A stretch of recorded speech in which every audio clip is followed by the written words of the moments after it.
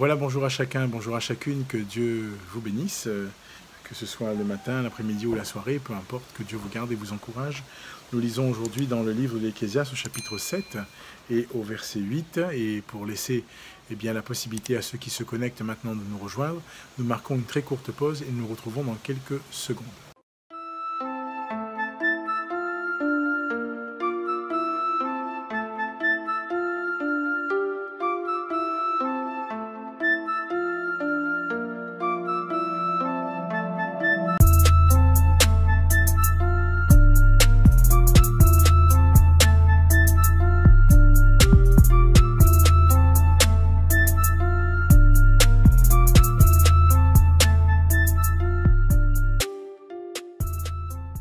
Nous poursuivons ce partage ce jour et nous lisons, comme cela a été dit dans le livre de l'Ecclésiaste au chapitre 7 et au verset 8.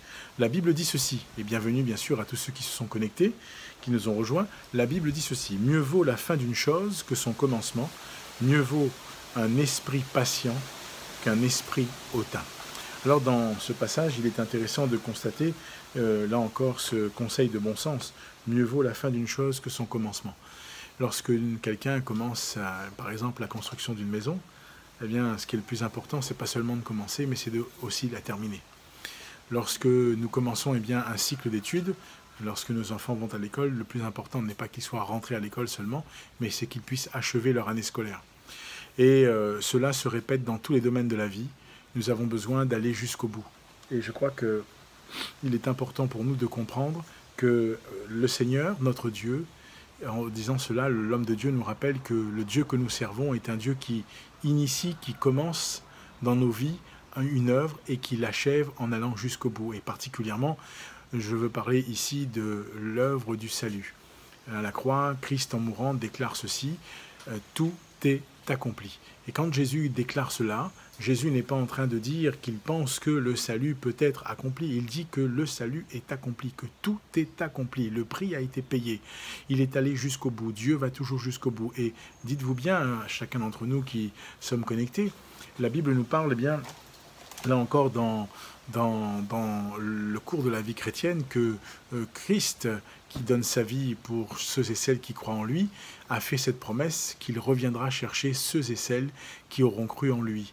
Et nous savons très bien que les événements qui sont actuellement dans notre société, dans notre monde, attestent et soulignent le retour imminent maintenant de Jésus. Alors charge à nous d'être prêts et d'être prêtes. Mais l'homme de Dieu va encore plus loin, il dit: mieux vaut un esprit patient qu'un esprit hautain. Et nous avons besoin de comprendre que ici, l'esprit hautain, c'est l'esprit qui snobe, qui veut là encore se montrer au-dessus des autres, alors que la Bible nous montre et nous rappelle qu'il est important pour nous d'avoir un esprit patient, qui est une des qualités de Dieu. Dieu est un Dieu qui est patient. Il use de bonté, de patience envers tous, ne voulant pas qu'aucun périsse, mais que tous parviennent à la connaissance de la vérité. Et c'est là encore un autre défi, une autre vertu à laquelle il nous faut tendre, et nous devons réaliser, moi le premier, que ce n'est pas toujours évident.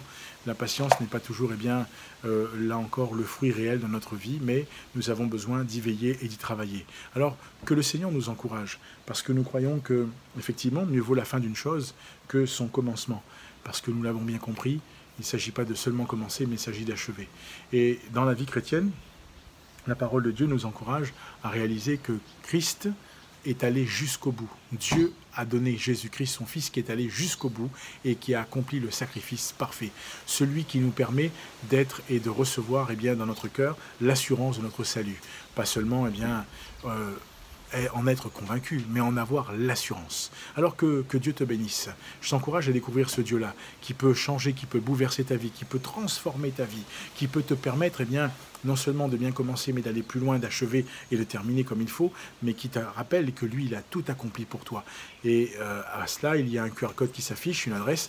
Tu peux flasher le QR code ou relever l'adresse, la taper, et tu seras redirigé sur une page qu'on appelle un guide pour la vie en partenariat avec les amis de la CMM, et cela est totalement gratuit. Tu pourras faire le parcours de découverte et découvrir qui est ce Dieu-là. Alors bien sûr, c'est une grande réalité, on t'encourage et je t'encourage à le faire pour toi-même, pour ta propre personne, pour ta propre gouverne, et que le Seigneur encourage ta vie, que Dieu te bénisse richement et que Dieu te donne de vivre puissamment son amour dans ta vie et dans ton cœur. Je te souhaite bien sûr, là où tu es, une très bonne fin de matinée, d'après-midi ou de soirée. Et surtout, n'oublie pas, partage la vidéo autour de toi et que le Seigneur te bénisse. Je te dis à bientôt pour un message pour toi.